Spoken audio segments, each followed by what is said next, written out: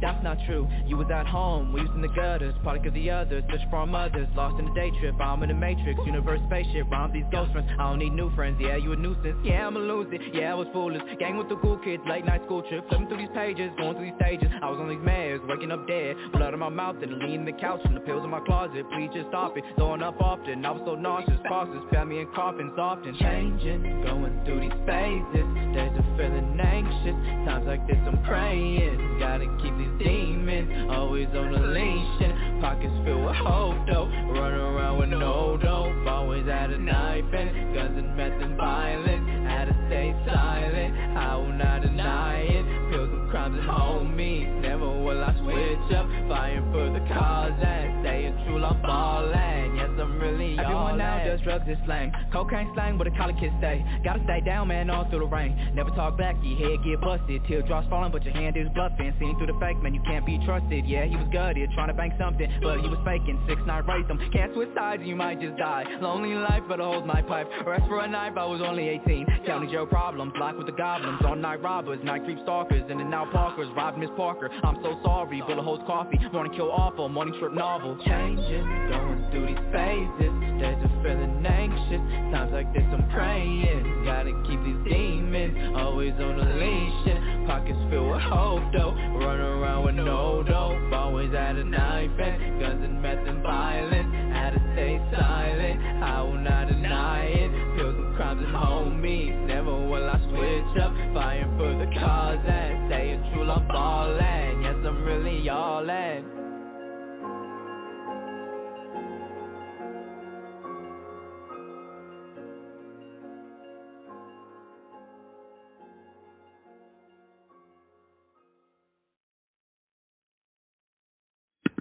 Welcome to the G-Lew show, Flashback Friday special edition tonight.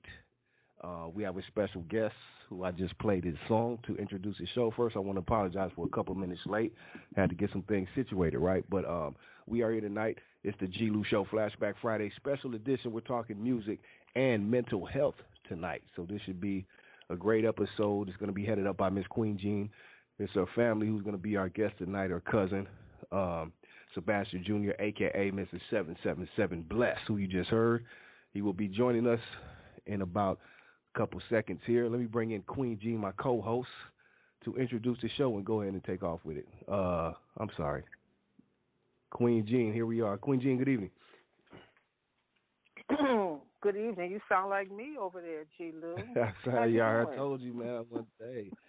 Trying to deal with it over here. I don't know what the hell going on out here, man. This shit in the air. It's the weather. It's the weather change, the weather, and up and out down. there, yeah. And it's up and down. I know it's raining really bad out there, and all that. It ain't stuff, raining but no more, but it's just cold as hell. Yeah, that's it. It's really cold. Outside, I was out there earlier today, and it was very cold. So I got my little throat lozenges next to me, so I don't do too much coughing on the air. But I'm praying that you get better, and I thank you for the platform for mental health, because that's a stigma. That's something that people just do not like to talk about. And I'm grateful that my cousin did ask me to come on to the show and talk about it and to showcase his music. As you stated, that song, it had me in tears because you listen to the lyrics, it's really deep. And he's a young man, and he's willing to talk about it. So with him being young, he can reach a lot of other youth and maybe some middle age and maybe some elders. But we'll see. We just want to bring him on and let him tell the journey of mental health, his journey of mental health. Right, correct. I think he's here. Well, I seen him here a second ago, that number you gave me, but then that number went away, but now it's another 760 number, so I'm not sure if that is him. Yeah, but I think we had him a minute ago. I think. But the one you gave me was up a minute ago, but it went away, but now it's another one, 760 number, so I'm not sure. 468. That's the number he's using now. Okay, cool. Well, he is here. Let's go ahead and introduce our guest, Queen. Okay, well, let's welcome 777 Blest from Oceanside, which I am proud to say this is my cousin. So welcome to the show. Hello, how you doing, family? Good. How you doing, family? How's everyone doing? All right. Hope everyone having a great day. Yes, sir. Good evening, sir. Welcome to the show. How you doing, sir? Thank you. Thank you for having me. I appreciate you. Yes, sir. Yes, sir. Hey. I want to say first before we get, we can hear you fine. I want to say first, I got a glimpse of you. I checked out your other cousin show, Big Brian, when he was on with Melly, and I seen you on there, right after the tragic incident with your cousin. So I got to check out some of your get down, man. So, proud of you, man, with everything you're doing and just keeping everything going on. I'm glad we could speak about these issues tonight. So I just want to say that before I start. But go ahead, Queen. You got the floor. Okay. How you doing this evening? I'm doing wonderful. I'm doing great. How are you doing? Great. So I want you to be comfortable. We're just here to have a conversation as if we're chopping it up, sitting in the living room or at a family super reunion. Ain't nothing different cool. when we talk to each other. That's right. Okay, cool. So, first of all, we'd just like for you to start our show with you telling the people, our audience, a little bit about yourself. Okay. Well, my name is 777 Blest. I'm from Oceanside, California. I'm a singer-songwriter, rapper, artist, entertainer, and all my music is for mental health and suicide prevention, drug prevention, and getting off gangs and getting away from addiction and going to the sober life, I'm just all about positivity and my everything about my brand and everything about myself. So that's pretty much who I am in a nutshell. Yes, ma'am. Okay, that's great. Just me knowing you personally and seeing you, your transformation, knowing a little bit of your journey with the transformation. You started with your addiction at the age of... Oh, yeah, let's get right into that. Yes. Because that's the one I wanted to talk about. With me, a lot of kids start with weed. I didn't start with weed. I started with pills, and I was 12. That was the first... 12. Pills, yes, pills. 12 was like literally the first drink I had with it was hydrocodone.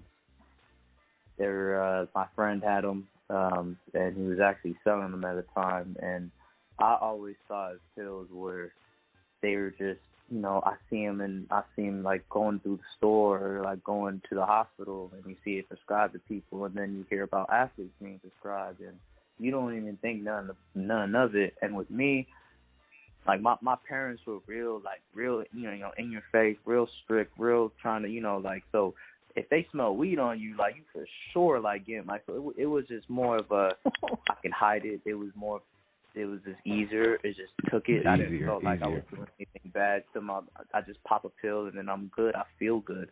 But you're not knowing what you're doing. Like you're taking opioids as a young kid, and you're not even thinking of it or thinking of like a. So when you're just doing it, it's I don't know. It does something to your mind now, because your mind is still developing at 12 years old. Right. That was the first pills I took in. Then when I was in 7th grade, I started with ecstasy. With ecstasy, I feel like that shifted my mind into a completely different, basically an abyss. Because I felt like after I started taking ecstasy, I felt like my life just kept getting worse and worse. Every emotion and feeling was 10 times intensified after the drug, because I'm still young. My mind is still when I feel sad, I really feel sad. I have chronic depression. Like I'm trapped in my room. Like it sucks, because I was doing so much ecstasy where like certain things that shouldn't make people cry, like just make me cry, or I just start tearing up, or like just randomly I just have really strong emotions, and like it was just so hard. I think that's another reason why I got into Xanax, because Xanax masked all those emotions. But definitely I started with ecstasy and pills, and I want to get the stigma away that weed is a gateway drug and people start with weed to end up. That's not how it was me. I started with hard drugs. I believe your environment dictates, you know. Right. Hey, Sebastian. I mean, 7 say you don't like this. So, 7. Let me ask you a question. Yeah, you all good. Yes, sir. He like, don't be calling me Sebastian. Hey, check it out. Do you think that's something with like you said, you're much younger, so coming in with the younger generation now, where pills are more common and introduced, opposed to, like, say weed is still there, but like you say, pills are more easier, or like you said, can mask things or cover up, like you said, you won't smell like anything. So I have a 2-part question. Would you attribute that more to younger generation, like your generation? And second, like you said, you went from the what was the first one? I forgot the first one. And then ecstasy. I know about ecstasy, but then you said the Xanax. So what were these different things? Like, obviously they were phases. So what were the different phases? Like say with the hydrocodone and the Xanax. Like what's the difference with those? Like so with phases. The hydro, yeah, I got you. Yeah, no problem. So with the hydrocodone, that felt with me as a kid, as being a 12-year-old kid taking a pill like that, I feel like I'm on a cloud. I feel like I'm. It's the most relaxing feeling, as if like you know, you're going to the doctors and you broke your arm or something and you're getting morphine. Like, that's literally what it is, like a lower, really low dose of opioid morphine. So like I felt literally no pain, right? But I still had all my emotions and feelings and stuff. Like it was just I felt no pain and I felt sedated. It was more of a sedated feeling. But with Xanax, then you being so young too. Yeah, also, and you also got to understand, other people have different chemical imbalances in their body and their brain, so you don't know really, and their parents play a part into it, and so there's a lot that plays a part with how people, not one person, I can have this one effect with drugs, some other person can have a completely, totally different effect with how, you know, so it is what it is, but how I was dealt with it, that's how I was raised with. So with Xanax, that literally cut off my emotion. I'm talking about no anger. I'm not happy. I'm not sad. I'm not laughing. I can't feel no emotion. And you had no emotions. no emotion, Just no numb. soul. Numb. I felt like, you feel me? Like, I was going to a point where I was so fucked up off Xanax, like, I was just out robbing people off of Snapchat with the jars of Xanax people be posting, and I'm not even robbing people to sell them. I'm just taking them by myself in a room, like, throughout the month, and, like, Xanax was just so, it was $5 a pill, and if you know somebody, they're just going to give it to you. So when you got people just giving it to you for free, it's hard not to get addicted. How long would a jar of them, and how many come in a jar? So, and how long would a jar last? So a jar is 100. A jar is going to be 100. Like, oh, I'm trying to get a jar. Like, well, I got jars on deck. Like, a jar would be 100 Xanax pills. About the milligrams, the five milligrams, and then they have all different types of milligrams of Xanax, you know. But they had the white bars and then these Hulks and just all different types. But yeah, it was cheap, very cheap. It reminds me of like a new crack like epidemic, because how cheap like this, and this how quick you get addicted. You feel me? And like for some reason, just I don't know. Like when you did it, you became evil. It felt like in my opinion, like when homies around me and people I've seen that are on it, they just did not care. They'll hit you, rob you, do whatever. Just do not. They're just gone. They're just, and then they forget about it. Oh, I robbed you, or I did that, or I did this, or I hit the homie, or I'm like, what? You don't remember that? Yeah. Like, they just forget. That's another thing. It takes your memory away. You wake up the next day, you literally forget half the shit you did. So, can I ask you a question? What made you spiral? I would say... What was the trigger? I started changing when my mom left when she was 14.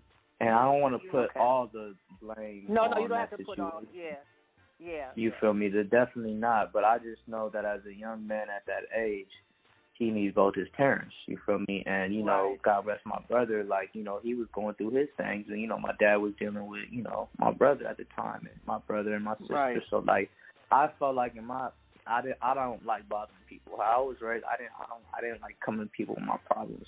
Every time I got hurt, jumped, whatever, shot it, like I kept everything to myself because there was so much other bullshit going on. I didn't want to I didn't want to do that. So I didn't want to add more pressure. No, I didn't want to add more pressure and none of that. And I felt like I was just, I don't know, like I didn't feel, and I just didn't feel like they cared about what I had going on at the time. So that's why at that time I did. But I know they did now, but at that time I felt like no one cared what I had going on. So that's why I ventured out into other people, and I felt I got love from other homies and other things. And I'm thinking those homies are good for me, but they're not. They're just bringing gangs and drugs to me, and they're fucking me up. But I'm thinking it's love. But I got those two mixed up.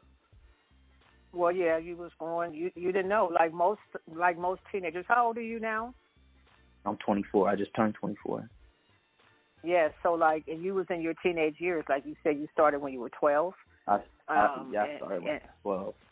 Yeah, so it was just your appetite got bigger. You wanted to be more higher, and you started experiencing much more. Like you said, the family situation, and then losing Lino, I know that took a big toll on you, where you just, I also got to add, too, just another, I was, and I feel like a lot of kids don't talk about it, but I'm going to talk about, I was bullied a lot elementary, like bad, like to a point where, like, I would get beat, and I wouldn't tell nobody, and, like, in the halls and in the bathrooms, and, like, and then kids to make fun of me, and just like I've been through so much, like as an element, because everyone knew me as a kid as a Muslim growing up in elementary, and like there was a lot of hate, and there was a lot of racist kids, and there was a lot of like bullshit that went on at my elementary, and like I also had a speech impediment, so I was bullied a lot, I was picked on a lot. I was actually like, there was this one kid who really would just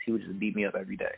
And in kindergarten, I wouldn't tell nobody, because I felt like if I told my dad I didn't do anything, because I would let him beat me up all the time, slap me, hit me around, and I wouldn't, because he had a mental disorder though. He was just crazy. This kid was crazy, and he would always take his anger out on me, and I never told no one because I felt scared. Like, oh, like, yeah, you didn't do nothing. Because, you know, my dad from Compton, my family's from LA. They're how I was raised different. Yeah, I can't be no punk. I can't come home and be like, this white boy was whooping on me and slapping me and taking all my stuff, and then you didn't do nothing. You better go. Yeah. Like, so then you would have got that. dealt with. The hands would have been put on you. Exactly, but so it gets to a point when you get F with so much, you wanna just strike back. So that's what I did when I hit sixth grade. I just started fighting everyone when I went to middle school. I started working out. I wanted to I remember that. I remember sixth grade because I wanted to work out. That's how I got involved with the pills, because I was always sore, and I was working out when I was 12, going to the gym all the time, every day, because I wanted to get big. I wanted to get so big, no one was gonna hit me again. No one was gonna beat me up. No one was gonna do anything. Like, I'm gonna be the one. I'm gonna be the one tripping and socking on everyone. Like, and that's what I did, and I was fucked up for that. But you know, what I did, it shaped me to the person I am today. So I can't even, you know. I don't regret nothing I did. Of course not. You know, I just love you. I love you're so inspiring. Thank you. Thank you. I love you too. You know, and me seeing your transformation and knowing of your journey, and seeing where you are now, because you're so passionate about mental health. And your music reflects that as well. Yeah. With you doing this, how many of your homies are still around, and how many of your homies have you deleted? All right, we're going to have to come. All right, so I'm going to have to take a second and probably think about it, because I have so many friends that... Right, you did. Mm-hmm. Because you've been in Oceanside since what age? So, I've been in Oceanside since I was 5. Yeah. And Oceanside has its own history of problems as well. You know, explain that, because a lot of people don't even know much about Oceanside. I could say I lost about 8 friends in Oceanside. That's from Oceanside. About 8 friends. Mm-hmm. To overdose and to gang violence. And to suicide. All 3. And a lot of people don't know about Oceanside. I feel like it's such a city that no one knows about. You say Oceanside, you're like, what are you talking about? It's some beach. Like, you don't know what it is. You thinking it's the beach, it's the ocean. You feel me? So you're gonna associate with San Diego, and then you think of San Diego, oh, deep city, downtown, like beach. But no one knows Oceanside, the actual city of Oceanside. It's such a diverse city with so much culture in it. It's insane. It's like LA, Long Beach, and all in one, like, and Samoa. Mm-hmm. Like, it has the most area the second most populated area for Polynesians, for Samoans, Tongans, and Hawaiians. They got the biggest military base there in the back gate in the world. We got the building Camp Pendleton, and it's fucked up. But we got the most active gangs in North County, in San Diego. We have the most active gangs, and that dates back to the cartels, to the 1960s, with the LA gangs, the Bloods and Crips coming out, because people don't understand. If it wasn't for LA, there would be no Bloods and Crips. But LA had to get out of LA, so they started branches and other chapters. They came to Oceanside, and they set up shop in the 80s, and the crack era, and that's expanded out. So there's a lot of rich history with the Mexicans, with the blacks, with the Samoans, you know, because they're coming from the islands, either going to war, and they come out here. There's a predominantly Samoan blood hood out here. That's all, but they're all, you feel me? It's all love. Like, it's, people don't understand. When they come here, they're gonna see it, and you're just like, where am I? What the hell? Like, you see, like, like you feel like you're in a movie, like a Menace to Society or something. Like, it's just weird, like certain areas, like you be in this Beverly Hills, and then you take one step, and you in like Crown Heights, Center Street, Menace, like crazy, like you. This is wild. There's just little projects and little areas and little neighborhoods within Oceanside that only people of Oceanside know of. There's certain sections like Deep Valley, Mid Valley, Tri-City, like East Side. Like, there's just certain and it's just, you got to be a local to know about it, you know. And even if you're not a local, even if you're out the outskirts, you just have to be around the area. Like, But if you're really not from San Diego, you don't really know about Oceanside. And I want people to know murder happens out here. Everything happens out here, and it needs to be talked about. And I feel like that's not talked about. And I feel like people need to wake up and realize we have some type of problem, and it's not just all fine and dandy over here. We have a drug. I want to fix the drug problem, because we have a serious drug problem in Oceanside. It's bad. People are dying regularly right now off fentanyl, and it needs to stop. Wow. I wanted to ask you also, with your addiction to the pills that you have been addicted to, what have been some of the side effects to you physically? How has it affected you physically, not just mentally? But could you explain that? But how has it? With the Xanax, I can start right there for sure. So I had a lot of withdrawal symptoms with the Xanax. So when you're withdrawing through Xanax and you're not taking them, you develop, well, for me in my instance, I developed a seizure disorder and a form of epilepsy, where when I was fresh off Xanax, I was twitching constantly. Like I was just, I couldn't, it was like my whole body would twitch and uncontrollable movement, and I couldn't explain it. And that's why also I was continuing to take Xanax, because every time I stopped, I felt like, oh, this is helping me. If I keep taking Xanax, I won't twitch anymore. No, because it's just withdrawing. That's why you're twitching. So like I didn't know that, so I kept taking them. So once I finally realized, I started doing my own research. Why am I twitching? It's Xanax withdrawal. Xanax, your body's going to withdrawal. That's why you're twitching. There are many seizures. I was coming out the liquor store with my friends and just coming with just some regular Sunkiss and just some soda pop or whatever, and I literally had a whole twitch and fell on the ground and dropped everything. And they all looked at me like, what the blood? What the fuck? You okay? Like, they were so confused on what happened, because I was literally just fine talking, laughing, and I just twitched and fell on the ground. And everything fell, and I scraped my knee, and they were looking at me like, bro, what? And I didn't tell them. I was like, oh, I'm fucking just high. Like, oh, I'm smoking weed. Like, I'm just, oh, okay. But, once you start that, then I started having the grand mal seizures. Those are full on. You're in convulsion, you're shaking, blood's coming out your mouth, and you know when you're about to have a grand mal seizure. The first grand mal seizure I had was actually performing at a backyard live concert. I performed a song, and I was going off the stage, and this is when I was doing drugs. Like, I had cocaine in my system, alcohol, and I was smoking weed, and I was off Xanax. And I remember, blacking out. Right before blacking out, I'm walking off the stage, and I'm, reaching to try to grab my friend, because I feel immediately my vision starts going out, and I see my vision I'm going out my body. And so I try to grab my friend, and then I wake up in a hospital freaking ambulance, and I puke immediately. The worst headache I've ever experienced in my life goes on, and when I'm puking up blood, and that's the beginning of the first seizure. I've had 8 of those. And when did you start doing cocaine? I'm sorry. Cocaine? No, you're good. Cocaine? No, you're good. My first time I did cocaine was my senior year. It was actually prom night. It was I was actually by myself for prom at the hotel. So it was okay. Yeah. But that never became an addiction. That wasn't an addiction. The pills was more of an addiction. Yeah, but the cocaine came of addiction when I went to Santa Barbara. That's a whole nother. Santa Barbara is when I graduated Oceanside, or when I graduated high school. When I was living in Oceanside, I was actually fresh on probation. I was on gang probation, and I felt like if I stayed in Oceanside after I graduated, I would have got violated, and I would have went to prison.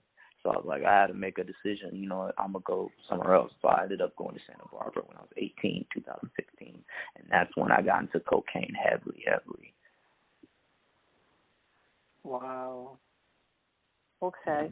So with the pill addictions, the Xanax, you had developed having seizures, and did it affect your heart or any other vitals, any other body, Yeah, because once I was going through my seizures, they had me going to neurologists. Like I went to every doctor. So honestly, it was only affecting my my memory and the seizures, the twitches, and also I think it did affect my speech some way, and then also my brain, how I operate. I feel because I don't know. I have a strong feeling the ecstasy and the Xanax I was doing affected my brain somehow. Because I be doing shit without even realizing. Just I don't know, this weird shit. I almost threw away my jacket instead of I was gonna put it in the trash can instead of the laundromat. Just weird stuff or the the dirty clothes. Yeah, the dirty clothes hamper. Right. Or just weird, or just put I don't know. I felt like it messed up a certain part of my brain, but that's why I try to just do music so much more. And I try to learn, I try to research, and I try to just get smarter with that. And I feel like now because my brain, I'm still about almost 5 years clean, so I'm still freshly clean off this. So I'm still recovering. My brain was 5 years cracked out. It was so bad. My brain was so bad. So now I'm just recovering from it. So I feel like every year it's getting healthier and better. The years I don't do that. Okay. We have some callers, so do you mind if we take a little break and take a call? Yes, of course. Yeah. Okay. G-Lew will bring them in. G-Lew. Caller 909. Hello. Hello. Hey, fam. Hey, cousin. Hey, cousin Marcy. Hey. What's up, Marcy? Good evening. How you doing, cousin? How you doing, Marcy? How you doing? I miss you so much. I just had to call in to give you my props. We ain't talked in so long. I'm just like, damn, that's my little cousin. Since I was dude, that's crazy. Oh my gosh. But I just wanted to thank you. I ran in there and I told the girls, I was like, y'all gotta call in right now. I was like, y'all need to listen to this shit right now. I'm telling you, hey, I can't.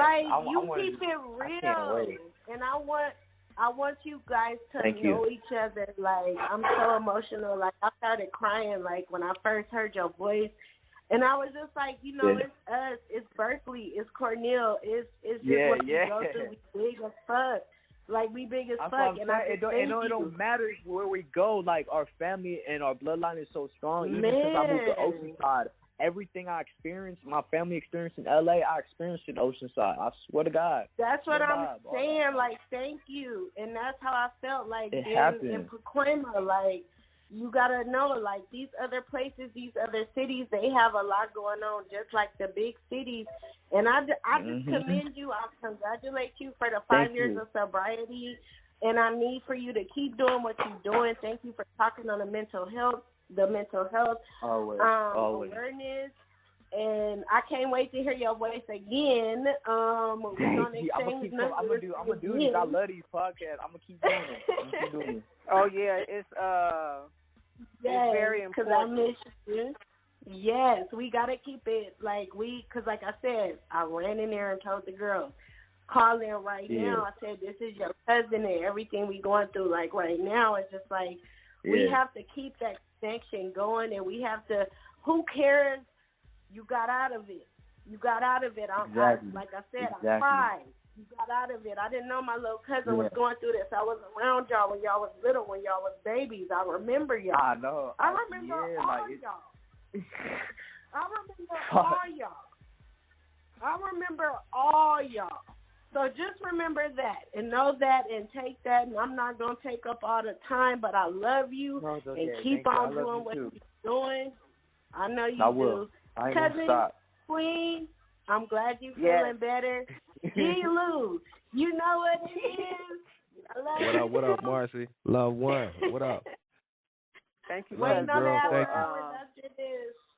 I'm going to go back on you, but like I said, it's a family affair. Love you.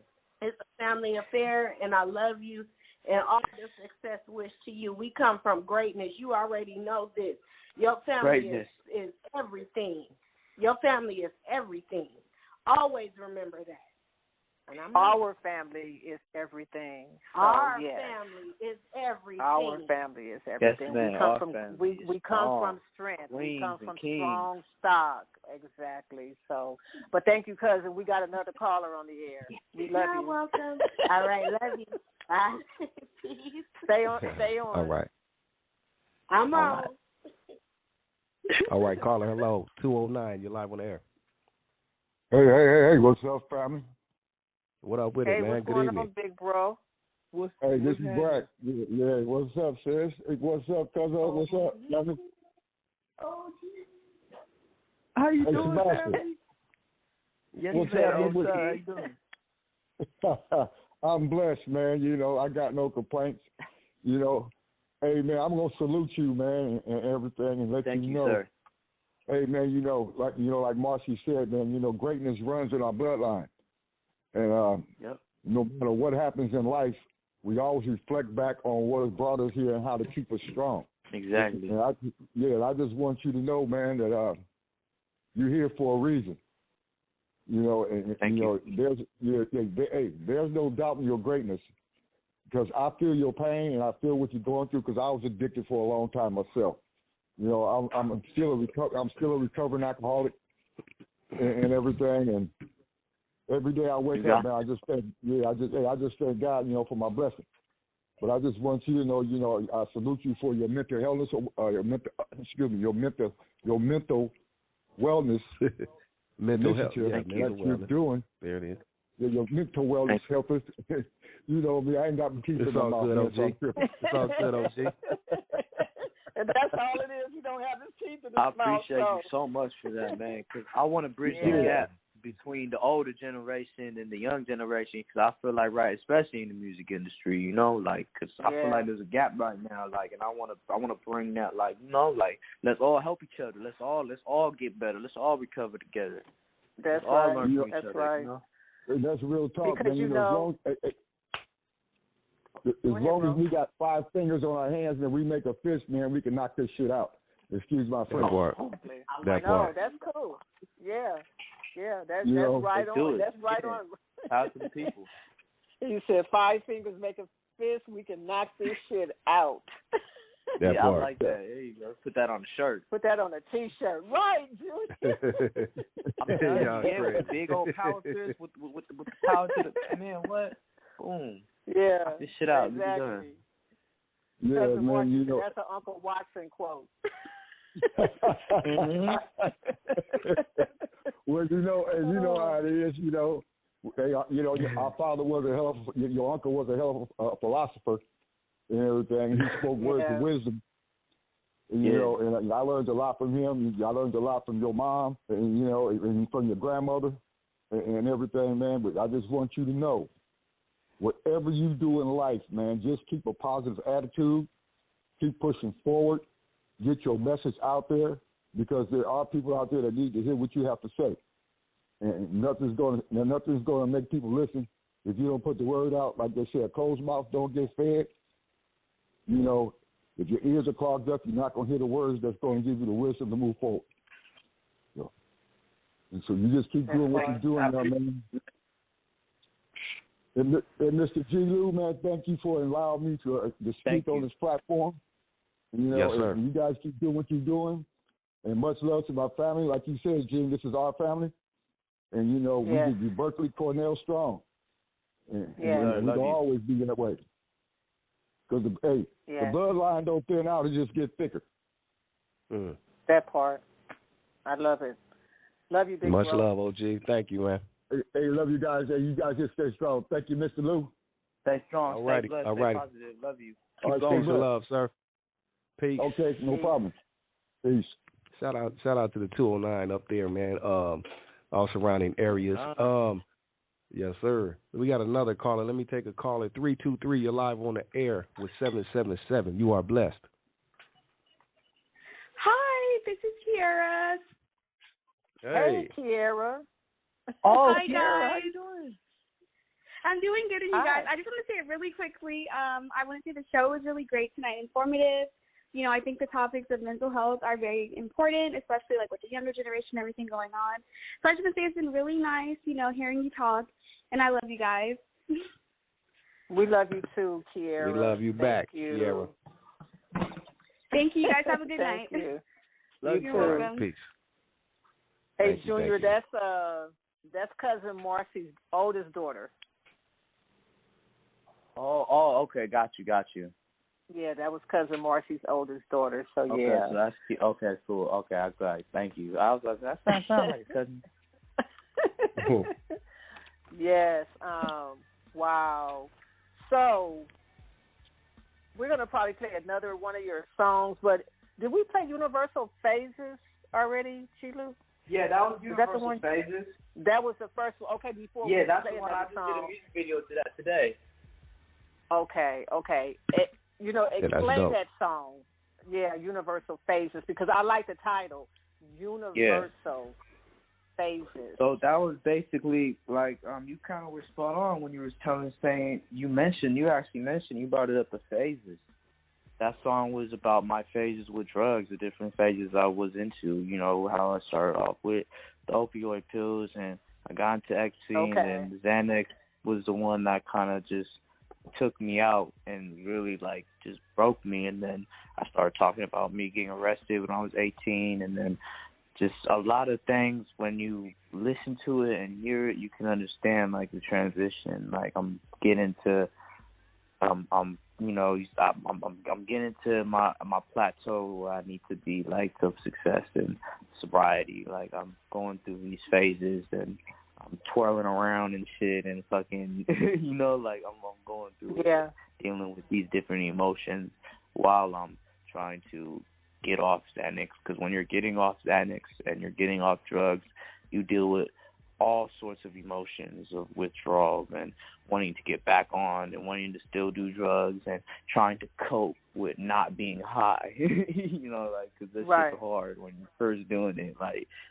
that's why a lot of people go back, you know, and they end up doing, because they can't resist that feeling sometimes. But, you know, you got to take it day by day. And that's just literally what I did. Like, and only you, I feel like, can put yourself through rehab. Only you can want to change. No one can change for you. You can't spy someone to rehab. Go to rehab. Like, they have to do it on their own. And in my case, I was dying. Like, the next seizure I had, I was dead. So, like, I had to, or I was going to die. And I did not want to die. So that's what made me want to freaking go to rehab. So everyone has their rock bottom, and I definitely hit mine. Yes, and all praise to the Most High. Now, I want to ask you about the surgery you had. Was that due to the usage of your addiction? So, or is that something so totally that separate? actually was just another testament of the Most High showing me, you know, you can get through anything. I was working as a butcher at Fraser Farms, and I caught a bacterial infection. This was right before COVID, right before coronavirus was like anyone heard about it. And I was working as a butcher for not even a month, like probably like 3 weeks, and I caught a bacterial infection. They said it was airborne.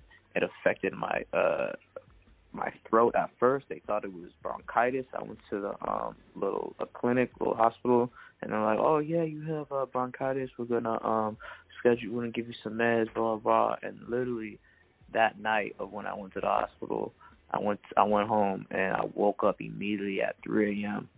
crying, screaming in pain because I couldn't move my entire arm, and I had no idea why. I like literally woke up and I was like, I'm screaming for my mom. What's happening? I can't move my arm. I can't move it. Like I can't. Like it felt like I broke it, and I was so confused because I literally just went to sleep.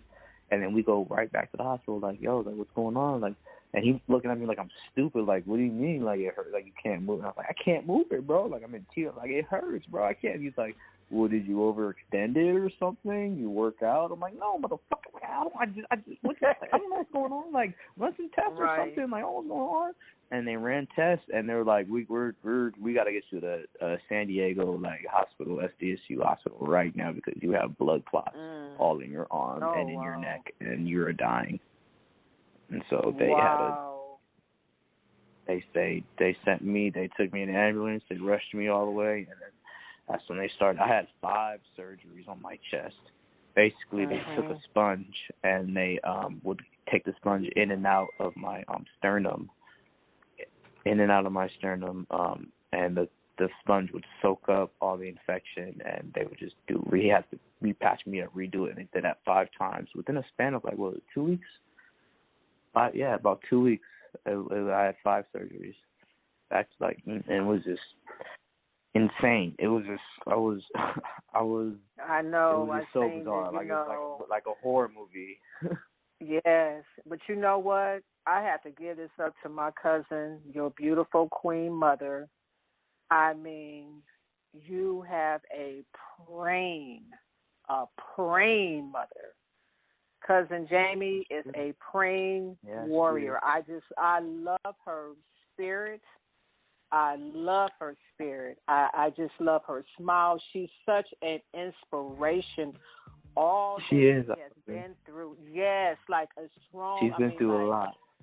Yes, and the way that she handled losing Lino, the way that she's so strong with it, like she's an inspiration. And then after that, had to deal with what you was going through, just like she saw me have that seizure, wow, just I love Queen Jamie. I just love her.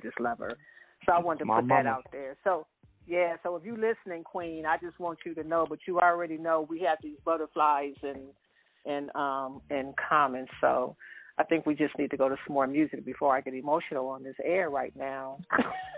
Love you. It's all good. Love you all. Hey, check it out. 777. I want to go to. I know we got some more songs I'm going to play, but I want to go to this one just because it's Flashback Fridays, and the second part that you being so young, you know about this song, and it was one of my favorites, and you remixed it and ripped it apart, man. So let me go to this. I think I know you know where I'm going, right? Yeah. So let me do this right here. Onyx Last Days remix of 777. Let's go.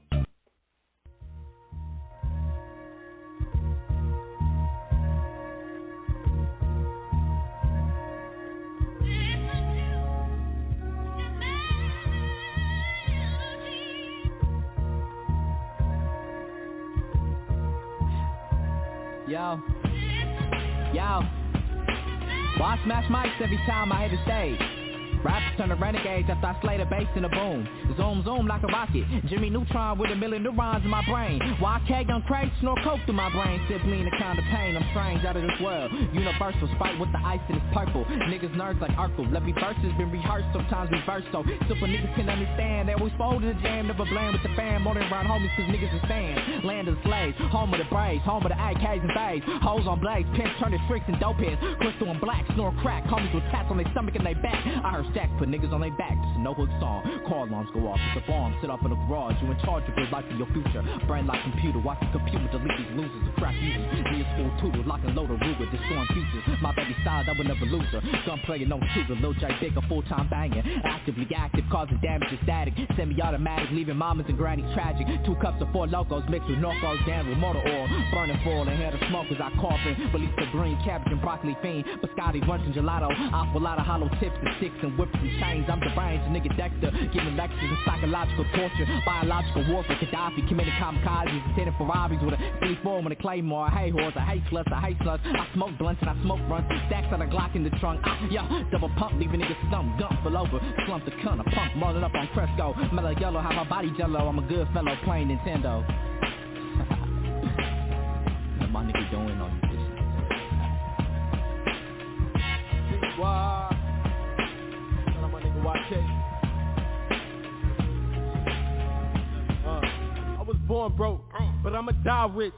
I don't serve dope in public, only private. With a guy, when I get it, mama styling. Cause she deserved more than the money in some island. Cause I was wildin', had my chin up, ain't no violent. I was violent, all blue like a pilot. They didn't tell you, they just niggas keep it quiet. Massacre, and I ain't talking about no island. I ain't settling, bitch, I'm Had a flight pause, cause you know I let the devil in. And I'm heaven sent, right around Thomas Edison. Cut that light on, little nigga, we ain't settling. I need me a G5, and you see why. My name is T.Y. I came so far, nigga, I can't sleep tight until I get my fam straight. Niggas need me, and they just see me. Lost this a lesson. Did this for my adolescence. Thank God for these blessings. Did it for my mama, she ain't stressing. Shout out to my niggas. And we thankful. Woo! That's it. Hey man, I just gotta ask you, what was going on this one, man? What was going on with this one, man? You sounded like Emma. You was like on one on this one. Tell me what was going on when you made this one. I used to be called. Marcy just said he sounded like Eminem on that one. Yeah, that's it. Yeah, that was you probably murdered him right there. That was my Addict mixtape. So that was when I used to go by Young Craze. I used to go by a different name. I used to go by Young Craze. Yeah, I remember that. And Young Craze. Yeah, Young Craze. What was that behind you? Because you was just out there wilding out. Is that what the craze was about? Yeah, that was the phase. Like that was like Young Craze is like a stage in my life. Like where I was like, that was like the drug addict, the banger, the motherfucker dope fiend. Like that was just the dude that was just fucked up who had money. That was going. Who would try to get that would rob you even though he had money. Like just being weird, just on some just weird shit. Like I was just a dope fiend, and I wanted to bring that character to life and also music so people can see the transition. A lot of dudes like it's weird. Like they go into rapping one way, and then they go rapping negative, go to rapping like a gang bang. Like it's weird. Like some dudes go into the rap game, rapping positive and rapping one way, and then they get changed by the industry and start rapping negative. So I came out rapping and already doing negative shit, and so now they're gonna see they're gonna see his elevation. And so that song was, the lyrics were literally of what a mindset of who a person I was on. Cause I did a lot of drugs. I did pretty much every single drug. So from meth to fucking Xanax to ecstasy, codeine, lean, name it. Like I did every single thing, and that. So let me ask you this, Sebastian. Sebastian, let me ask you this: when you start going to the different ones, like you said, you went from I know I'm calling him Sebastian. I got to call him by I'm sorry, bro. When you're trying, when you're going to the different drugs and shit, right? It's like, what is it now? Is this to a point you just I'll just do anything, or is this you're trying to search for something else? Let me try this one to see if it does something different, or is it just to a point you're just doing whatever? Like, let's do it all.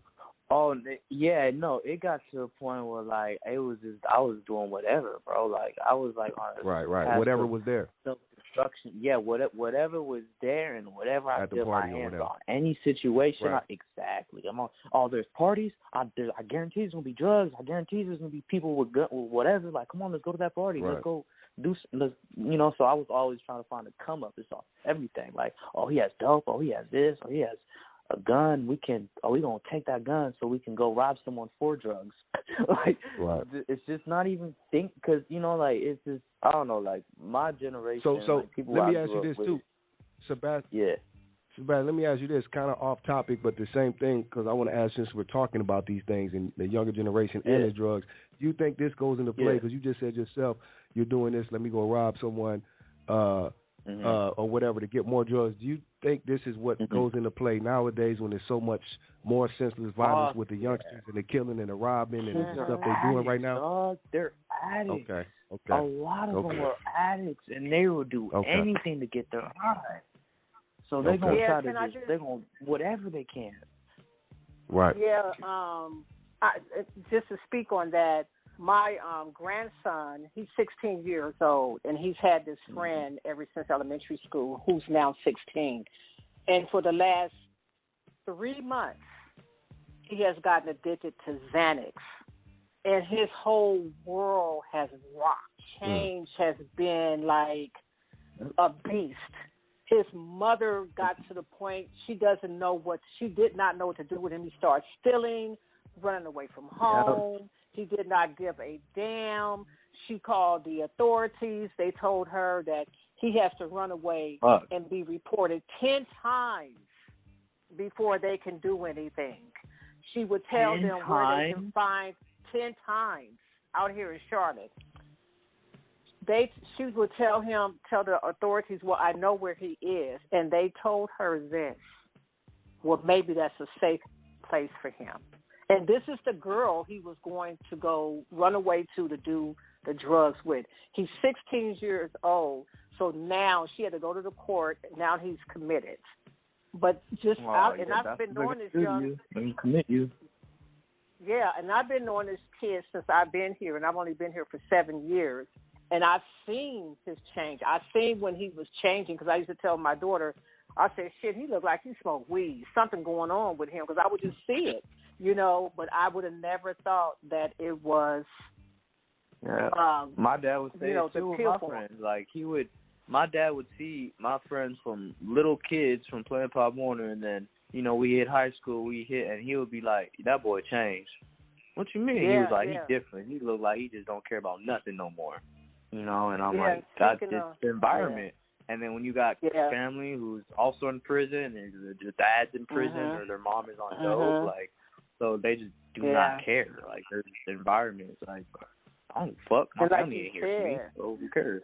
You lose your soul, and that's what I've seen in this young man's eyes. It was like his eyes were just getting so. Every time I seen him, they were getting empty, and he's such a liar, And I would tell them, he sound like a liar. I said, he's lying. You can't believe all this shit he's saying. He's lying. You could just kind of tell that he wasn't being true to what he was saying, because he wanted to be. And I think he was being bullied at one time, but. I also want to say this, because I gave your mom a salute. I have to give your dad his props too. My dad. Yeah, the soldier that he is. Your dad is my favorite cousin. Yeah, he's everything. He's like, man, how he my hero. Took control. Yes. So I have to, salute to your dad, who you are a junior of, which is a strong name. Sebastian is a strong name. It carries a lot of weight. Right. That's why I'm calling you by your name, man. I don't want to call you. I mean, 7. That's 7. That's cool. But Sebastian, man, sound like you're a king, homie. Yeah, Blest. Whatever. Yeah, you good. I appreciate that. Thank you. I appreciate that. Thank you. Yeah. So I had to give my cousin Sebastian, your dad, his props. The big Sebastian. To him. Yeah, real, a real general, you know what I'm saying? Like a general. But I know but I know probably when you were younger, that was, I don't know how that is as a youngster with kids, like certain names. Even my name I didn't like, so I understand. As my dad, bro, so I'm going to tell you this. He was my biggest influence of just wanting to be the most respected person in my city. Like, everywhere I went, every time he took me to Compton or L.A., or any event out there, every person at that event showed him the utmost respect. Like, the amount of stories I never really heard stories like that come up from my dad, because it was told by other people. He knew what the type, he's a very humble guy. You feel me?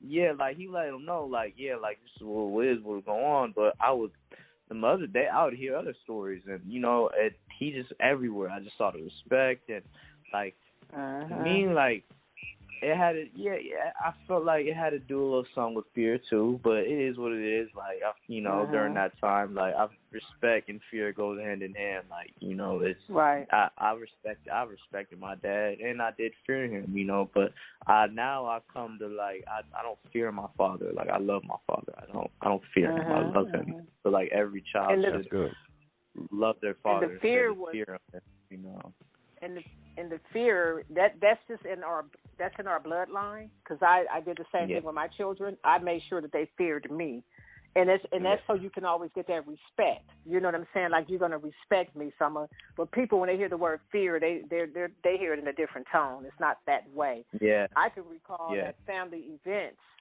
and your dad would be standing there, and who's on both sides of him? Who's on one side? Who's on the other side? Oh, you're talking about you and your brother right there. Oh, yeah, you mean Lino, yeah. Yes. And I would look over there, I'd be like, man, they ain't fit to be fucked with. No, yeah, like he raised us not to take no nonsense. Like that's why that's why I didn't like to bring nothing to him. Like I didn't want to bring no nonsense to him. I didn't want to have him hear about stuff. So I would always try to hide stuff and try to cause I'm like, he don't need to be dealing with. He dealt with so much from getting shot, from getting out of the Marine Corps, military, and the construction worker, and then from changing his life to coaching. He put countless and countless of kids in the NFL and in baseball, professional baseball. Like he's helped so many kids. Hell of a coach, but he got that baseball coaching from your grandmother. Oh, he did. And baseball Barbara was his favorite sport. Yeah, at Dolphin Park, right there in Carson. That Mama Cardell, Park. Yeah. Dolphin Park, right there in Carson. Absolutely. Wow. But let's get back to the mental health part because talk about that. because a lot of people don't, in our culture especially, they do not like to talk about mental health. To them, it's like it's a stigma. It's a sign of like weakness. Too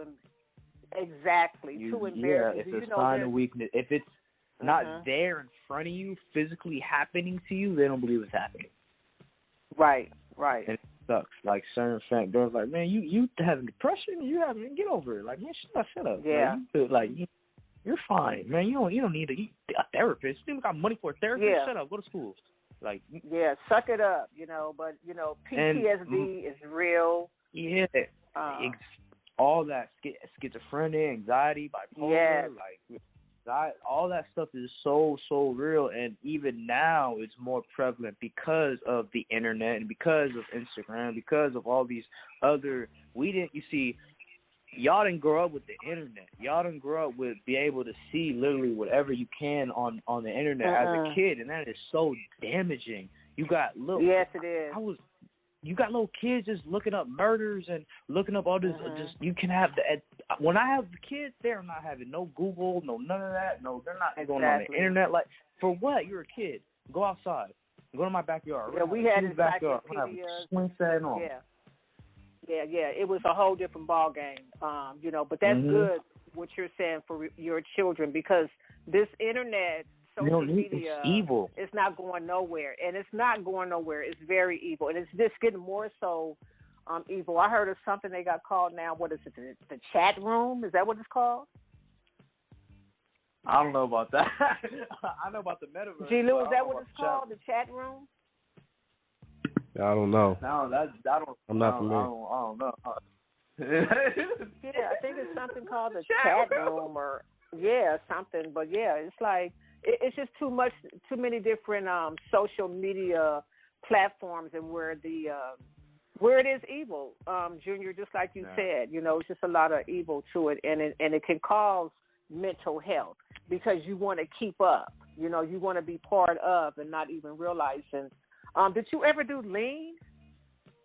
Did you ever drink lean? Yeah. Yes, I did. I actually had an overdose with lean. I can tell you guys if you want to talk about that situation.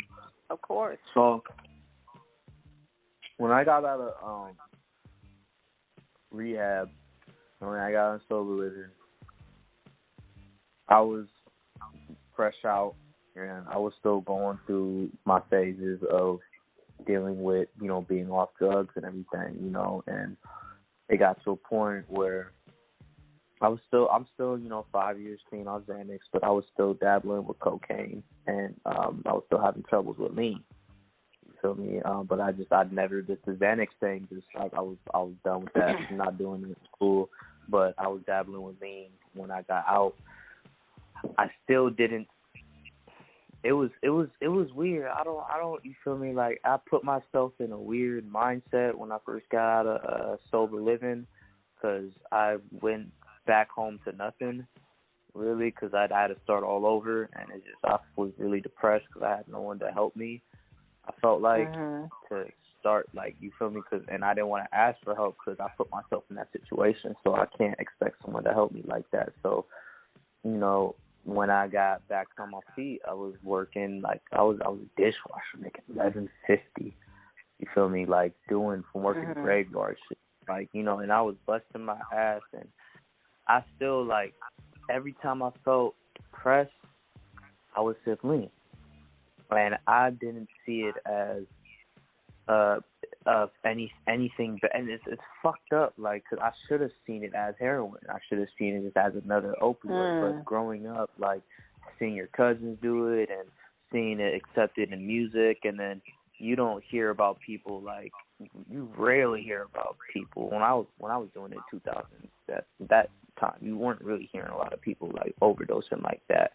People really started overdosing in 2000. Yeah, like you know, it wasn't really like that, like, in my area. So lean was just okay, yeah. And a lot of the school officials and parents, like, no one really knew about it like that out here in Oceanside. So like lean was just lean, you know. So I had an experience. It was about 2018. I actually drove all the way to LA. I drove to Nickerson's. I know you guys know where it's at. Oh, yeah, it's the Bounty Hunters. My nephew. Yeah. I went to Nickerson's Garden because I had a homie who was staying right there. And you feel me? He had to connect with that. So, like, and everyone was dry. And, like, I was just fucked up. It was close. It was getting close towards May 4th. And that's the date my brother committed suicide, and this is gonna be like the first year, like, without him. You know, I was just tripping, like, damn, like, fuck, like, he's still gone. Like, I went through rehab, sober living, try to get my mind, and he's still gone. I'm still alone. I'm still by myself. I was just mad, so I drove all the way to LA, and I drove to Nickerson's, tell some homie, met him, literally grabbed the two. I didn't even get a whole 4. I grabbed two lines of some yellow codeine. They just call it yellow, but it's lean, promethazine with codeine, but it's the yellow. And I got 2 ounces of that, and I poured it in a little 8-ounce water bottle, and I mixed it with a soda. And I literally was sipping on it for a little bit, all the whole ride from LA to back to Oceanside. I just had it in my cup, just sipping, just dropped. Like, I'm surprised I didn't get in an accident, but I was just driving the whole way there, just sipping it out of like a little, you feel me? And I go home, I pour the rest in a regular cup, roll a blunt, and I'm not even thinking what I'm doing. Like, it was so weird. Like, I wasn't trying to kill myself. I wasn't trying to, like, it literally wasn't in my mind. I wasn't trying to kill myself. I was just like, I'm just sipping weed. I'm just sipping lean and smoking weed. Like, I literally smoked a blunt, and then after I finished my blunt, I just downed the entire cup. I just downed it, just like this. I'm just listening to music. Like it was water. I think I'm listening to beats, like, just vibing out, like, just not even trying to think. I'm just fucking this. I feel good right now. But then literally 3 minutes after I downed that cup, my body felt like it was like 90 to 100 degrees. I was overheating so quickly. Like, I was like, oh, what the fuck? Oh, shit, I feel hot. I feel hot as fuck. What the fuck's going on? And then my vision starts shaking. Like, it's literally everything starts shaking, and it starts going black, and then back to vision black. I start going in and out, and I'm like, oh, fuck, I'm about to die. Oh, shit. And, like, I feel my heart beating, boom, boom, getting faster and faster and faster and faster. And then fucking I get up, and I'm, like, screaming for my mom. My mom wasn't there at all. Like, she was gone. She was with her dude somewhere. And I was just screaming, Mom, help, fuck. And then I, like, went and I ran to the living room, and I fell onto the couch. And I literally just thought of my brother. And then I thought of my mom walking in on me dead. And I just kept, like, trying to, like, tell myself, like, bro, like, you can't die, bro. You can't die, bro. You're not going to do this, bro. You're not going to die like this. Like, you can't overdose on lean, bro. Like, and I just kept telling myself, you're not going to die. You're not going to die. And I'm literally in a fetal position on the couch, and, like, my legs is just uncontrollably shaking, and I just keep repeating that to myself. And so I called, and once I felt like I was about to black out again, I called my mom. So I called my mom, and I was like, Mom, you just come home. Where are you? I didn't even lie to her. I told her it was edible I took, but I later told her it was lean. But I was like, yeah, like, I had an edible, like, come on. So she came with her dude, and they just sat next to me, like, you take you to the hospital? Like, I was just so confused on what. I did not expect me to do that. That was probably the second most time I've been scared in my life, I literally thought that's how I was gonna go out, from fucking lean, drinking, from sipping too much, because I sipped too much. It's basically what it is, heroin. It's like when a junkie gets out of rehab and he shoots up again, the same amount, because at the end of the day, they're all opioids. They all come through the same family of pharmaceuticals. So, like, when a junkie shoots up the same amounts he always would shoot up when he was a junkie, he's going to die. He's going to overdose. And that's what happened. I overdosed off fucking shit I thought I could handle, and I didn't. And that's the last time I fucking was sitting was 2018. So I'm so fucking proud. I hate that shit. Every time I see dudes with doing it, I'm just like, bro, you're sipping heroin, dog. Like, just stop, dog. Just stop, fool, please. Like, I tell all the homies, bro, like, bro, please stop that shit, dog. And they know it. Like, I tell them, bro, you're sipping heroin. You're a junkie. You're like, you gotta stop, homie. Like, that shit's not good for you. But why has that become such a? I mean, that's like the number one thing for the youngsters now. I see, like that lean is so popular. It's like more popular than weed. Music. They go hand in hand, but lean is like everyone got a double cup. Like, what is it? It just, I'm sure obviously, like you said, it's addictive. For too, sure. though, once you start. Yeah.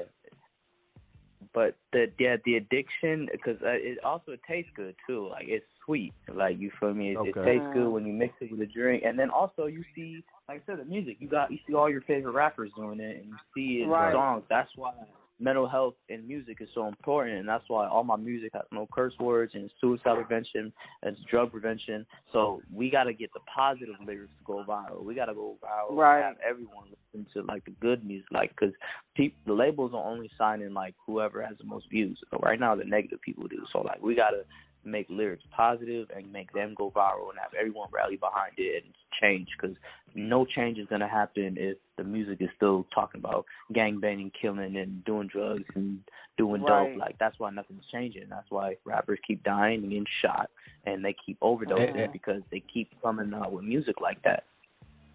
And now it's such a bigger time. Hold on, Queen. One more thing. I just want to ask them. Now it's such a bigger thing too. Not only, like I was just saying, with the lean being addictive and all the youngsters on it, but the young rappers dying more at a just high rate as well. Yeah. They are. You're right. Younger and younger. You're right. You do see that in a lot of the videos, the lean, just how they just chilling with it and drinking, and they even mention it in their lyrics about drinking lean. It's normal. And when you're doing that, it's normal. And when you're doing that, you're influencing your fans to want to try this shit. They see how cool it looks to them. It's like doing a video. Also gangbanging music too. Right. It's also like singing the music too. Like they put it out there so much to make their fans want to do it. And that's why I think it's also out of it. Yeah. Speaking of your music, give us your numbers on your songs, because I know that your music has gotten a lot of views. And what type of audience do you see that you're attracting? What the ages and things like that? I think I honestly, like, when I checked the insights and the age range, it's from 17 to 24.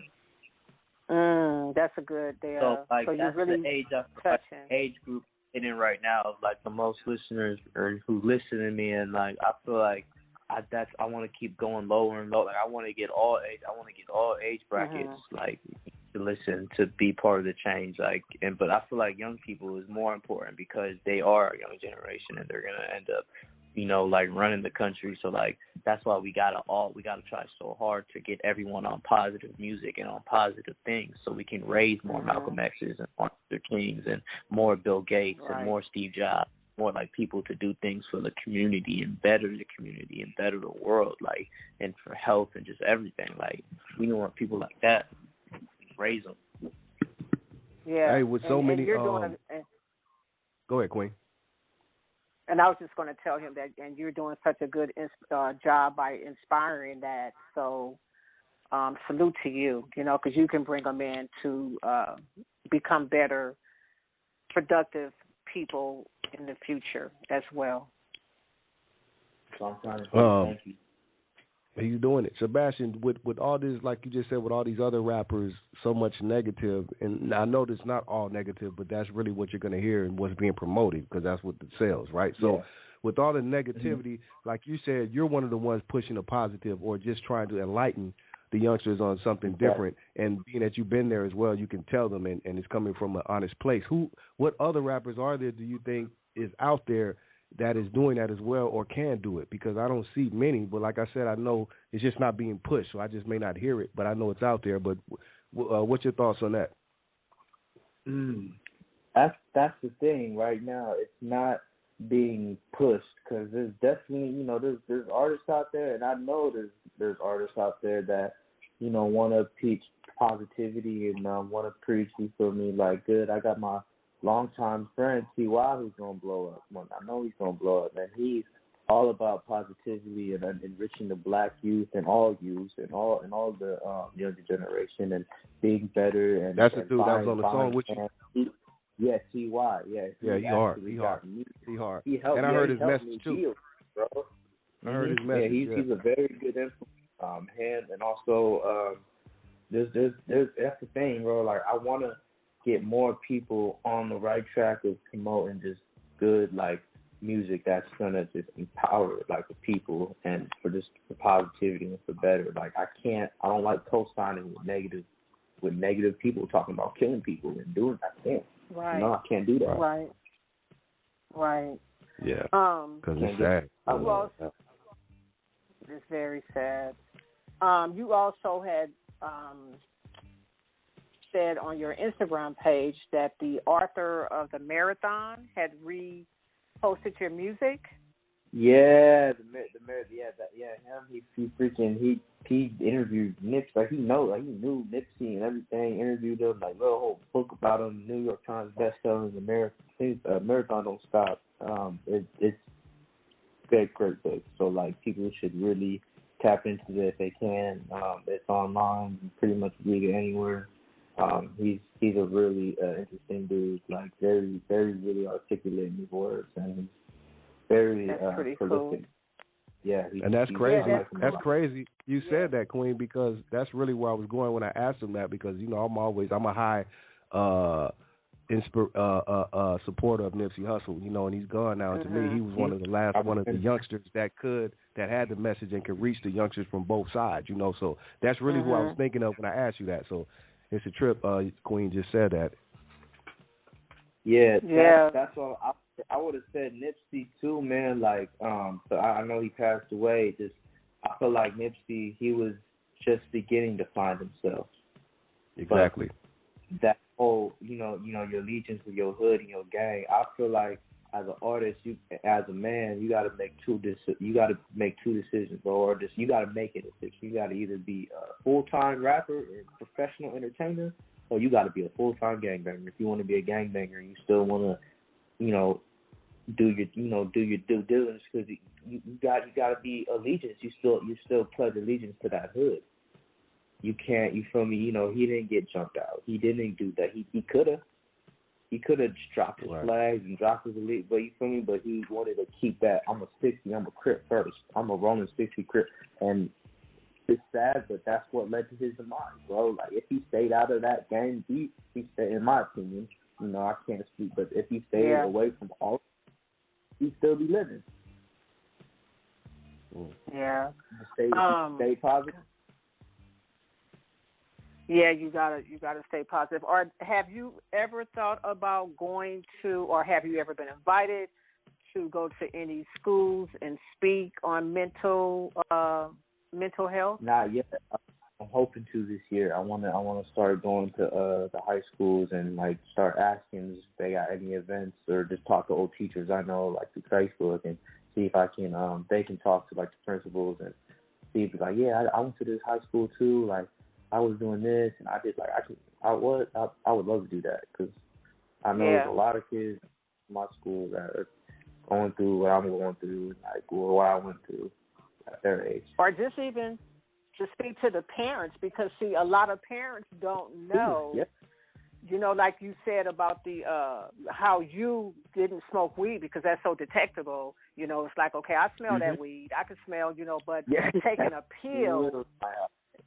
Yeah, a lot of parents don't even know. You know what I'm saying? So even to talk to us, if it even starts with a small group of parents, and the word get out, they'll be coming to listen, and that would be an amazing thing to do as well.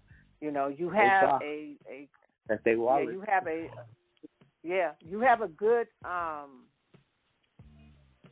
story. You know what I'm saying? You have rebirthed yourself with the help of the Most High.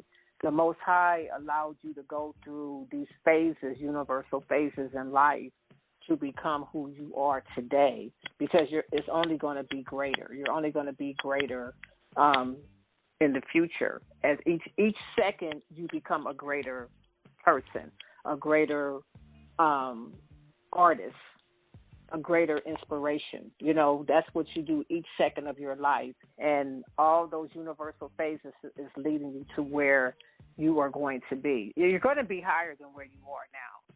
You know, you're just going to. Thank you. Yeah. 777 Blest is going to be, your name is going to be known. You know, I just can't see it being any other way. Hey, with that being said, let's get into some music, man. You were talking about soul saving and people losing their souls. Let's go to this song right here, which I like personally, Save My Soul. Can you tell us about this song? Oh, well, yes, my girl's favorite song, too.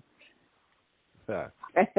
And salute to your queen, too. Yeah, she's beautiful as well. Miss Queen Jane. So, yeah, Save the Soul. That's a good song. I like that one, too, G-Lew.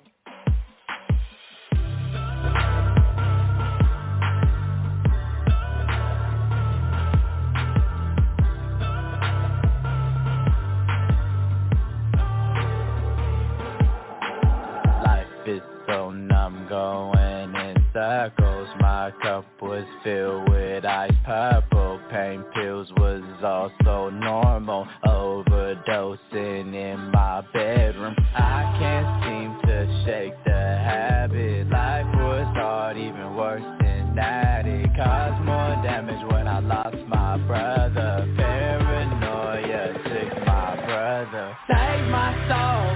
I've been cold. I've been wronged and I can't fall. I drill low, filled with sin. I praise God till I gave in. Knees so weak, demons leave me be, get out my dreams. I can't fall, they can't talk. I won't fall, just take my soul. Brother died, suicide. Ask for help and you'll survive. One more time, three more times. How many chances? Oh, not this time. It's for real, I'm so scared. Scream for my mom, but she's not there. No one's there, no one's home. I'm so cold and I'm so low. Save my soul, I've been cold. I've been wronged and I can't fall. I drill low, filled with sin. I praise God till I gave in.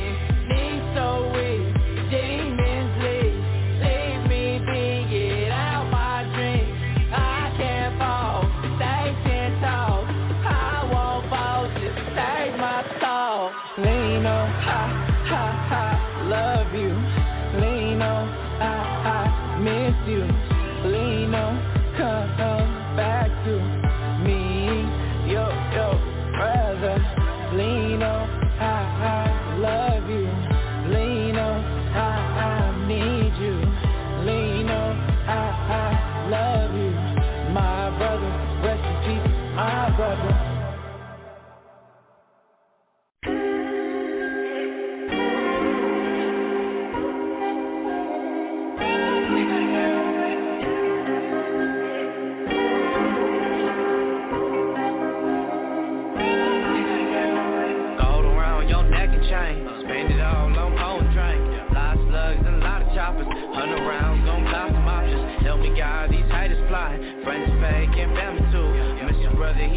made.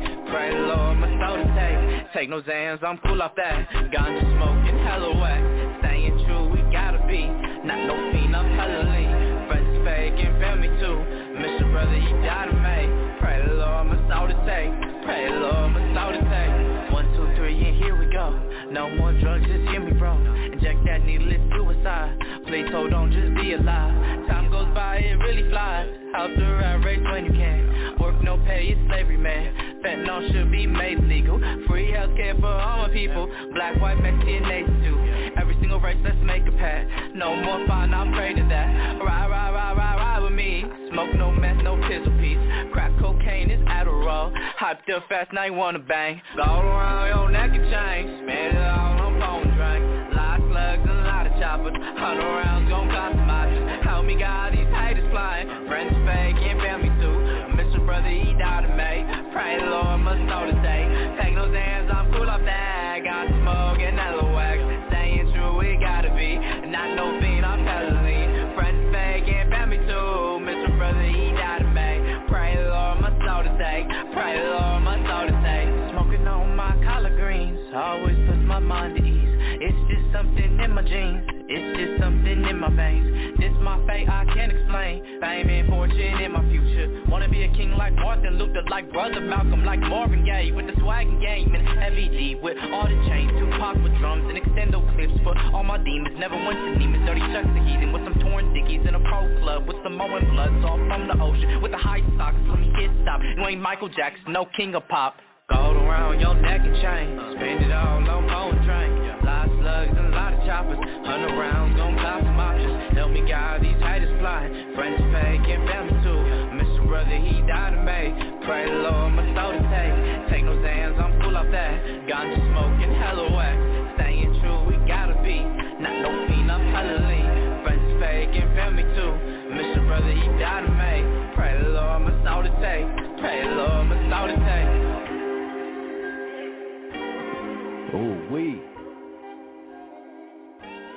Ooh-wee, that's a banger right there, man. That's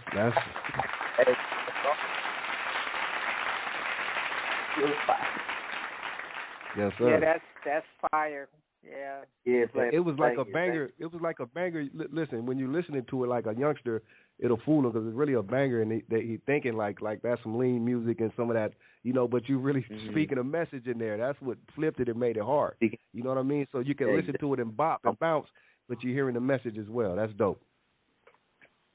Yeah, absolutely. Because a lot of kids I've talked to that listen to only drug music, some of them don't do drugs, right? And I ask them, you know, why do you only listen to drug music, or why do you only listen to gangbanging music, and you're not a gangbanger and you don't even do drugs? Oh, bro, it's the beat.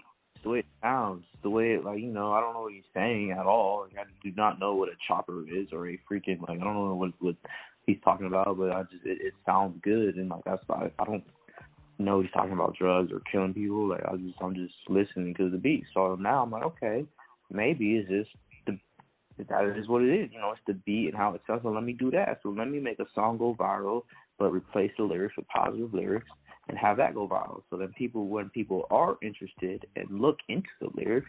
Because there's a lot of fans that be like, okay, let me look into what this guy's saying. Oh, he's talking about doing drugs. Well, that must be good. You know, so, but when my fans read my lyrics, because they're going to be like, all right, let me go to the lyrics and read what he's saying.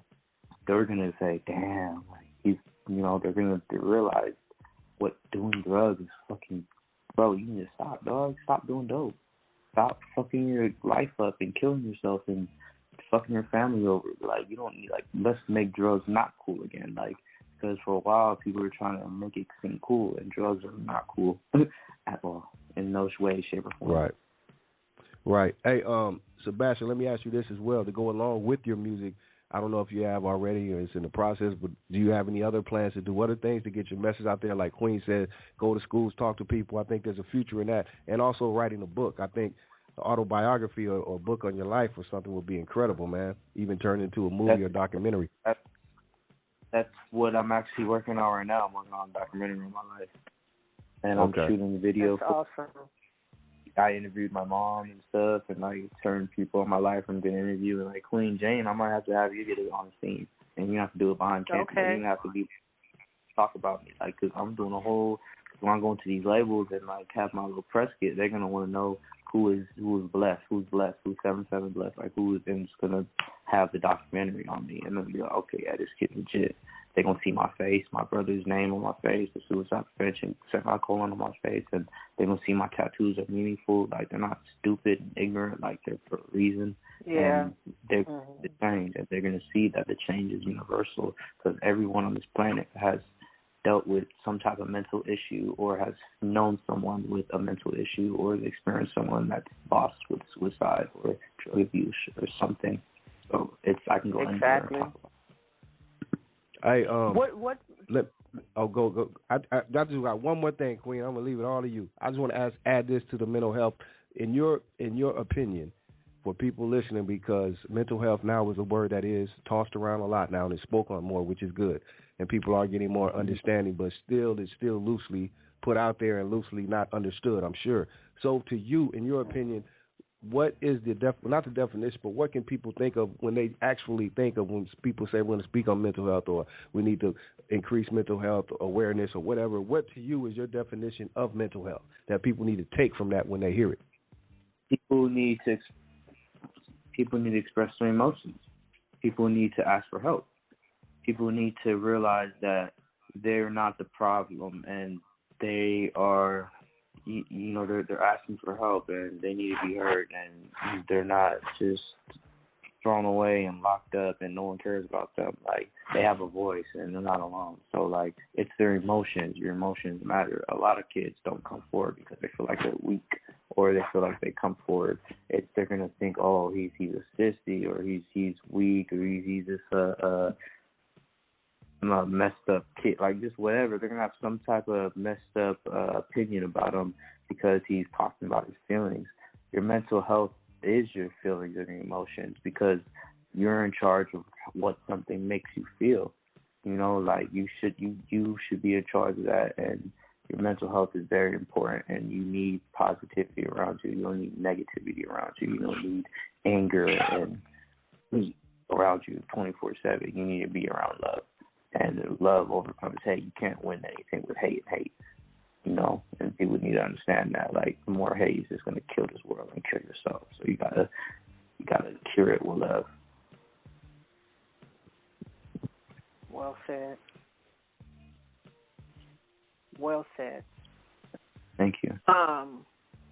Yes. First of all, I want to ask you, what is the tattoo on your knuckles, on your fingers? What does that say? So it's actually my name. It's the 3 7s and then BLEST, Blest. Yeah, so I got I want people to know how serious I am about what I'm trying to do in my message. So every time people meet me, I've had so many more fans as I met throughout my job. Like, help me go, oh, what's your knuckles say? Like, oh, it's phone my, oh, that's cool, bro. Hell yeah, man. Like, like, just, where can I look you up? Put my knuckles out. Boom, look me up right there. Like, so. I wanted to get very distinct tattoos that are meaningful, so it can be easy for people to identify me with, like, instead of just a bunch of crazy tattoos. Like, nothing wrong with that. Just I wanted my own, things that just people can help better distinguish me. Like, and the first tattoos I got were on my face. One was my brother, Marcelino. I got his name on my eyebrow, and then I got the suicide prevention column under my eye. So I just want people to know how serious I am.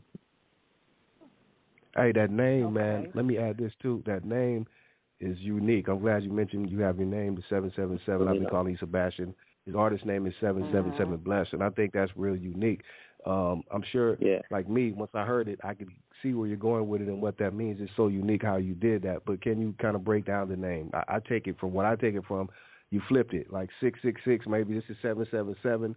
I don't know, but tell the people the breakdown of the name. My lady helped me out too with my name, like because I had the 7s in mind already. Like, you feel me? Like, I was gonna be like this Young Craze 7s, but I wanted to get rid of that Young Craze, but I wanted to keep the 3 7s. I wanted that to be a part, because I wanted that, but I wanted that to be the first thing people see.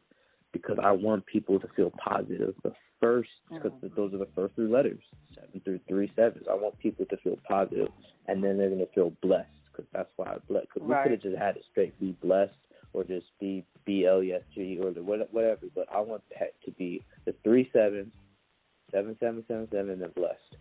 So it's just, you know, people see it, and then also you go on you feel me, Apple or whatever, like I'm always, like, I don't know, it's the way I set it up, like I want people to know right when you type in that 7, I'm going to be everywhere. And it's going to be for good. It's not going to, it's going to be positivity. Then they're going to look it up, and they're going to find their own angel number. And there's all these other angel numbers out there, and they're going to have their own divine intervention into positivity. They're going to just want to be better people. That's what I want. When people listen to my music, I want them to be better. I want them to be like, damn, yeah, gangs, drugs, all that shit. Nah, fuck that. I'm gonna do good. I'm going to be better. I'm going to get some money. I'm going to be like, I'm going to do it the right way. Like, I'm going to treat people with respect and dignity. Like, I'm going to open doors for motherfuckers. Like, that's cool. Yeah. When I seen your artist name, the 777 Blest, I said I was where you were at, G-Lew. I thought the same thing when I first seen it. I was like, man, that's so spiritual. That's where I went with it. That's a spiritual artist name. So yeah, I wanted to say it's spiritual. Yeah, very spiritual. I sent you an Ankh a couple of years ago. Do you still have that? I still have the Ankh. It's at my mom's house. So I still have it. I still keep it locked away for safe. Good. But I wanted to also give my take on mental health. Like, for me, I say depression is also another way of describing mental health, and I speak from my personal, because in 1993 I was very depressed. I was in a very depressed state in my life, so depressed, and where I was institutionalized. I was on a 72-hour hold. Yeah, chronic depressed, and I was supposed to go to work that night, and they only kept me for 48 hours. But it's real, you know, and from that I start, you know, like I speak on it. I'm very transparent about it because it helped me. You know what I'm saying? The just going to counseling, and it helped me to be who I am today. So just saying that the people who are so depressed, don't think that you can handle this by yourself. You can pray, but you have to be wise as well. This is why the Most High gives us common sense. You got to use your common sense. Get the help that's needed. There's nothing wrong with receiving help.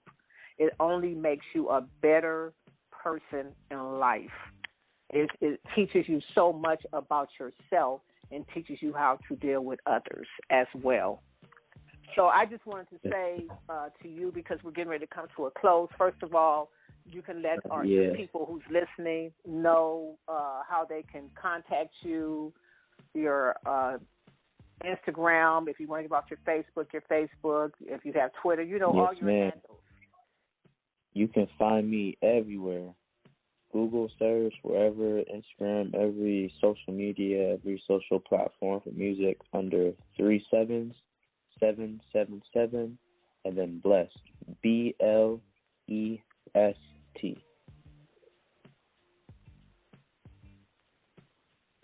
Okay, let me see. Our cousin just asked if we're taking any more calls, so I'm gonna let her know. Yeah, so she can call in real quick, and let them know that your music is streaming on all digital platforms. Correct? Yes, ma'am. It's streaming on all digital platforms: YouTube, SoundCloud, Spotify, Amazon, Pandora. So just type in the 3 sevens and then Blest, BLEST, all one word. And we thank you so much for taking out the time to have this conversation with us. It's very, very informative. And you guys go follow 777 Blest. Go follow him. Check out his IG. Make sure that you get all. Please. Yeah. Promote it everywhere. Promote it everywhere, and get his music, as he stated, streaming on all platforms, digital platforms. Check it out.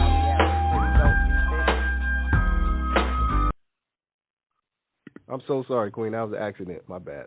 I'm so sorry about that. I didn't mean to do that. No. I didn't mean. No. I didn't mean to do that. That was an accident. Go ahead. So yeah, just all his music. You know, he has some really dope music, and no curse words. No cuss words. That's what I love about it. It's so positive, and it has a and it has a meaning to it. You know, it's not just this whatever is out here now. Music, you know, we're so blessed. We're so blessed. Yes. Blessed music. To have this music to go along with the narrative and the message. Cousin, I salute you again. Shout out to 777 Blest. Shout out to the G-Lew Show. Shout out to Blog Talk Radio. Okay. Shout out to Queen Cousin Jean. Shout out to everybody that makes this possible. I'm so proud of you, and I just sent you a message on IG. I can't wait to rap with you again, cousin. We gonna see each other too. I'm gonna have to pull up with you, me and my lady. She gonna have to. I'm gonna cook for you. Just tell me what you want me to cook. What you want me to cook? I got you. Some mac and cheese, some yams. Oh, I got you. I'm about to send you what I made for Christmas. Collard greens. He wants some soul food. I got you. Like your grandma would make. Yeah, exactly, Junior. Exactly. Grandma Barbara, soul. You know what? 424, you're here too. My lady. I just posted my lady. My dad always tells me I remind him of her. I've always taken that as I love her. That's my lady. That's my warrior. I love her. Okay, we have another caller. We have 424 on hold, which is another cousin that she's been on hold for a while, so we want to let her come in and speak as well. Let her come in. Peace. Hello. Hey, Trina. Hi, cousin. We haven't met. How you doing, cousin? I love you too. I just want to tell you I commend you because speaking on mental health is a hard thing, and I've been there myself. And I'm telling you personally, I was diagnosed with postpartum depression in 2017, which went into major depression, and I had to get sent to a psychiatrist, therapist, and I also tried to commit suicide before. So thinking I couldn't talk to nobody because nobody understood where I was coming from. So it's hard to speak out and ask for help. So I just want to tell you I'm very, very proud of you. Thank you. I appreciate you. Thank you, family. I love you. I pray you get better when you're going through. Thank you. Thank you. Hey, we all we got, and we come from a strong line. Strong line. And our mental, man, I'm trying to tell you, and we bigger than with the devil trying to think of, put on our mental. Right. We, like you said, we just come from strength. We fall, but we don't hit the pavement. Not at all. That part. Yeah. Not at all. We come from strength. So. And if we do, we ain't gonna be down for too long. No, we don't hit it. We don't hit it. You know, Junior, this is cousin Cecil's daughter, which is Uncle Stephen's Stephen's granddaughter. Yeah, I know her. Yeah. Yeah, I got you. Yeah, so this is his daughter, his oldest daughter. I just beat breast cancer, and which was on hospice and all that. So being that you've been through what you've been through, overdose and came back, it wasn't your time. God got other plans for us. I do music too. Yeah, you can look me up on YouTube under Baby Girl, BABYGURL. Look me up. We can link up, put some stuff together, but we both got a testimony. Yeah, we got a testimony, and we got stuff to say. Yes, ma'am. Yes, ma'am. Well, all love to you, man. I hope you doing your thing and keep being positive. Keep going strong. Praise you. Stay blessed and all that. Please, I love Keep your head high and stay positive. I will. Yes, ma'am. And I love you, and one day we're going to meet face to face. Yes, ma'am. We all are. I can't wait. I'm going to do it. I'm being in LA more often. Please do. I will. Don't worry. And I'm going to get your number from Cousin Gene so I can call you on my own. I want to thank everyone, too, on the show, Queen Jean and everything, and G-Lew, man. Like, thank you for having me on, and I appreciate it. Let me come on and talk about this platform because it's really so important. I love y'all. You know, I got to lady got to get some Z's right now. I got to be up early in the morning, so I got to get out of here, man. I love everyone. Thank you, man, so much. Anything you guys need, just DM me. Just my DMs is open, family. Like, I love y'all, so just stay blessed and stay positive, please. You too. I'll be chatting with you tomorrow. Yes, ma'am. Love you guys. Okay, love you too. Good night. Peace. Thank you, Trina, for calling in. You're welcome, cousin. Love you. Love you too. Love you. I love you more.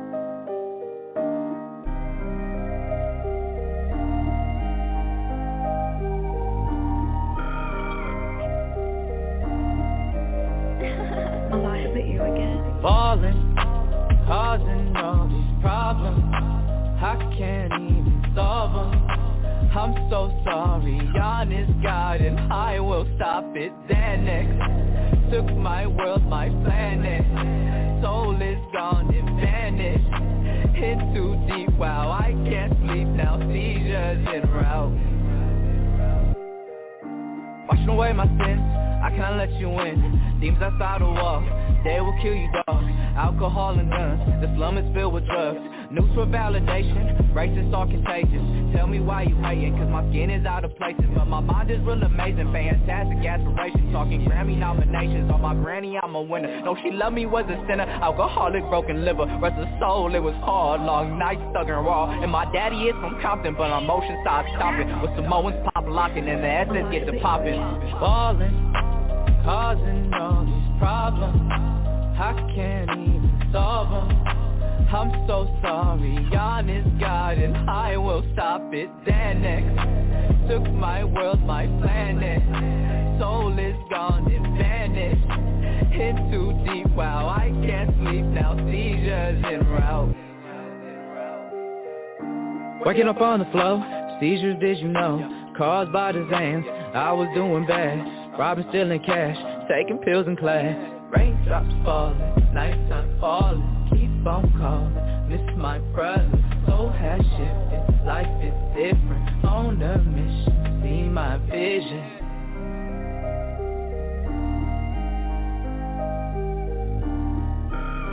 Please call me back. Why is it you again? Falling, causing all these problems. I can't even solve them. I'm so sorry, honest God, and I will stop it. Xanax took my world, my planet. Soul is gone and vanished. Hit too deep, wow, I can't sleep now. Seizures en route.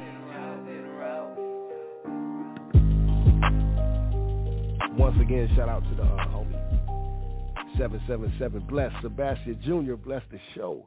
And before we take you out of here, let me play this one time because we just lost this legend right here from this legendary group, one of my favorites of all time. And we lost another one the other day from the Force MD. So let me play this for you all before we check out of here because I am Lewis House and love is a house and you have the key. Ladies and gentlemen, keep love in your heart. Rest in peace, homie.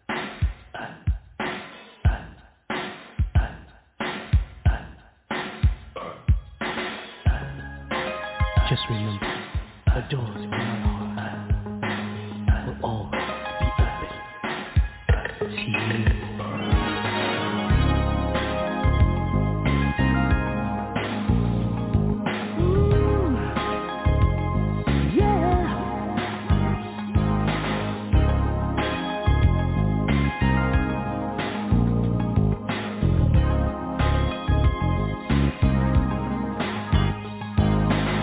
Look for the light.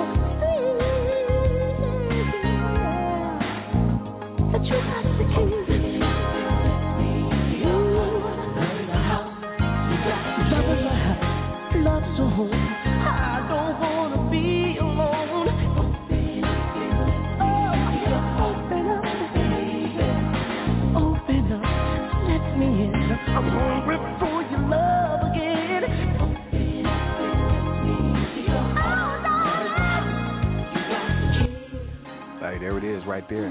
Flashback Friday special guest 777 Blest us tonight. Thank you again. Queen Jean, my co-host. Take us out of here. Hey, I think you did that with Love is the House because you are love, G-Lew. Thank you so much. Thank you. Thank you so much for the platform and allowing my cousin to come on and speak about this mental health, which is so important. So thank you so much for allowing that to take place. And to everyone out there, peace and love. I'm sending positive energy vibes to everybody. Live your truth. Stay solid. And be safe. Mask up, mask up, mask up, mask up. Sanitize, sanitize, sanitize, because this is getting real all over again. Whether it's a conspiracy, whatever it is, it's here. Take care of yourself and people around you. That part. One love, Ashe. Peace and love, y'all. We'll see y'all on Sunday. We out of here. And don't forget, next Wednesday, we got the legendary DJ Yella, NWA. We'll speak more on that later. See you Sunday. Peace, y'all. We out. Take care.